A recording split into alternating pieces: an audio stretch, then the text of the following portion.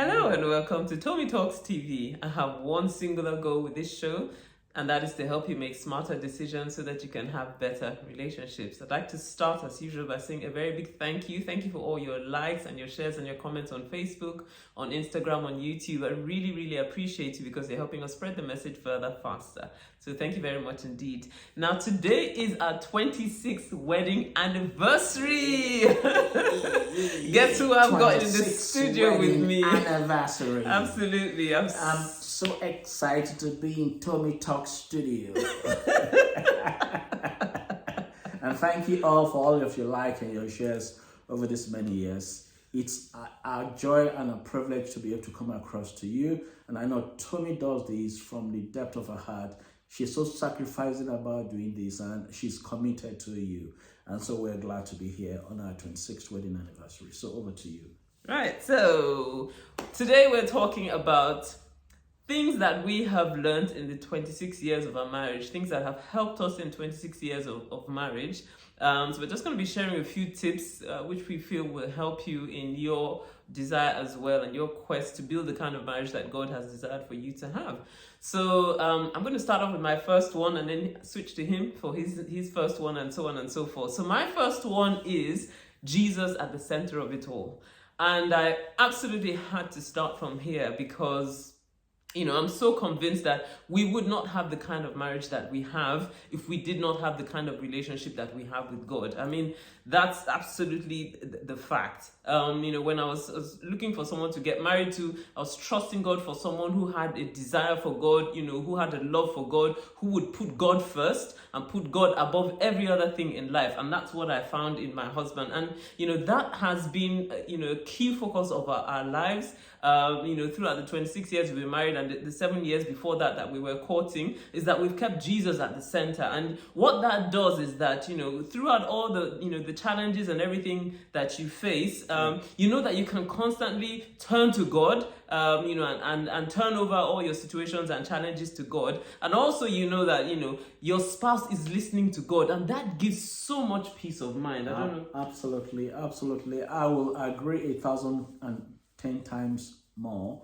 Particularly, it's at the bedrock of everything we do and who we are. Because life comes with its own twists and turns, and without God at the center of it, I'm not really sure, you can guarantee the future. And so, but God has been at the core of it for us, and so it's made a whole lot of difference, a world of difference for both of us in this union. And so, if I proceed to my own first, I will say that it's harnessing our differences, being able to understand that we came into this relationship with differences as much as we came in with similar values. Yeah, our values are similar and same and and harmonized. However, our uniqueness and our differences in our strengths, where she's strong, I'm weak, where I'm weak, she's strong. So I lean on her strength and she leans on my strength. And her strength covers for my weaknesses and my strength covers for hers. And again, we also understand that look, you see, there's no one without a fault. And so there's empathy, there's understanding, and it actually makes it fun and loving. It actually puts you on a very humble platform because that is also required. It's been a major part of our marriage, being able to understand our differences and harnessing those differences, not allowing the differences to be a point of conflict, but to be a point of union and a point of progress. Absolutely. No, I completely agree with you. That is so true because, at the end of the day, like I always like to say, if both of you are alike, then one of you is irrelevant in the relationship. That's the bottom line. But you see, when we have that opportunity to complement each other with our strengths, and that what you're bringing into the relationship matters because it's holding up your spouse in a particular area and they do the same for you as well. And then above every other thing is valuing those differences, like you said, not making them a point of conflict, but making them something that we actually value and we celebrate, and we laugh about and all that, rather than trying to make your spouse a copy of who you are. But it's celebrating those differences. Now moving on to my next one. So my next one will be never stop learning. Never ever stop learning. Absolutely. I tell you, this one has been so key for me. I mean, you if you've been following me for a while, you already know my story. And the fact that my parents didn't have a good marriage, so that, they're both amazing people, but somehow they couldn't make it work. And I said to God, look, if this whole marriage thing can work, then you've got to show me how. And I made up my mind from then. I was about 15 then, and I was saying to God, look, show me how marriage works. By the time I'd finished university, I'd read close to 50 books on marriage. Anything on marriage, relationships that I could lay my hands on, I would pursue after. And that has been a constant pursuit. And I've been so blessed to have a husband who's like that as well. So we're constantly pursuing knowledge. When we're courting, we're reading books together, we still exchange ideas, we watch videos, we listen to people who also have made it work in marriage, we read blog posts and all that, always constantly thinking about what else can we learn, about how to make marriage work, and also what can we learn about each other. Made myself a student of him, and he studies me as well, so that we can understand each other and then bring out the best of each other. So learning has been absolutely key in our relationship. So true. I kind of believe that you are who you are because of the information you have, and that has played so true to be really in our marriage, in our home. I think it's Ruth Graham I read about almost 30 years ago now. That's the wife of Billy Graham. She said, you've got to study your wife or your husband as a rare species and know him or her so well.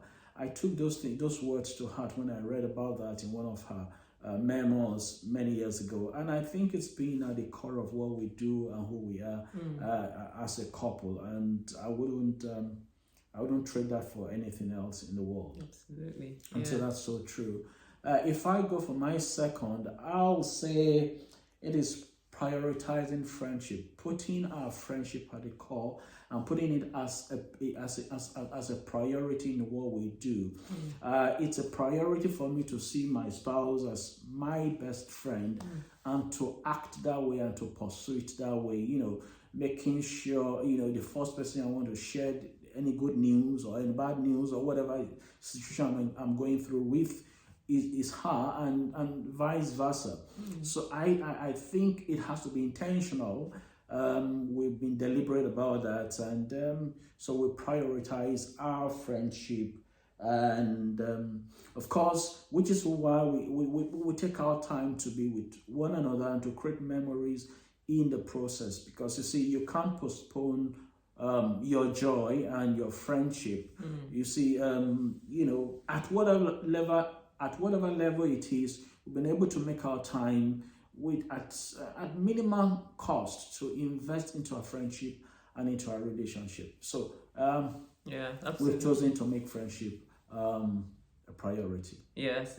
And one of the things I would say that has helped us in this regard is finding time for each other, even in the midst of the busyness of life, because life is incredibly busy. We are both incredibly busy people. But regardless of that, we make it a habit to sit down every day, even if it's for 30 minutes at the end of the day, to have a chat, to discuss, what was your day like, what was my day like, what were the stresses, what were the joys, and just basically catching up with each other. I mean, I can't think of anyone that I would rather spend time with than my husband, and that's absolutely the truth. So, we're building on it day by day in the small things, and then also in the big things as well. Now we've taken out time for our anniversary to just go away, somewhere and just be together, and spend a few days together and all that, and celebrate our love and our joy, and that's something we've made a habit of. Now I'm just going to share my last one, and my last one is face your storms as a team. Face your storms as a team, and I have to be honest and say life has not always been smooth. That's the reality. Sometimes people, look at you on your channel and think, they've got it all smooth and, everything is all fine and hunky-dory and all that. We have faced challenges, We face challenges throughout the course of our marriage. But the thing is this, we've always faced our challenges as a team. Regardless of what the situation is, I never see my husband as the problem. and he never sees me as a problem. So we always look at it as we're both, it's both of us together, shoulder together against whatever the challenge is, rather than, turning against each other. Because one of the challenges that I think we face in marriage is, sometimes when you get to the point where it's like things are really tough, and then we begin to see, the other person as the problem in the situation. Yeah. But if you make up your minds that you're going to constantly face your challenges as a team, regardless of what that challenge is, and you believe, look, my spouse has got my back, and we're going to get through this together, it makes all the difference in the world. So true. Facing your challenges as a team, it's just so absolutely remarkable to be able to do that.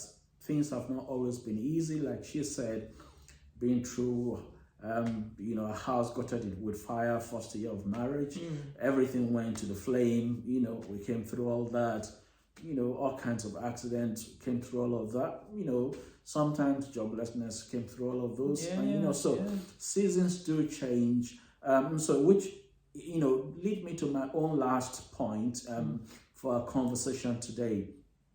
One of the things I also have seen and I've learned, in our marriage that has helped us to come this far is the fact that we understand that seasons do change. Seasons are not permanent. Great seasons, they're not permanent. Tough time never lasts, but tough people do. Understanding that seasons will change, no matter how tough things are now. So we live in hope, we persevere and we persist, and we keep, just driving on, knowing that God is always there for us. Seasons will change. So I like to encourage you, no matter who you are, wherever you may be at this point in your home, in your marriage, maybe things are a little bit tough at this point. It won't always be that way.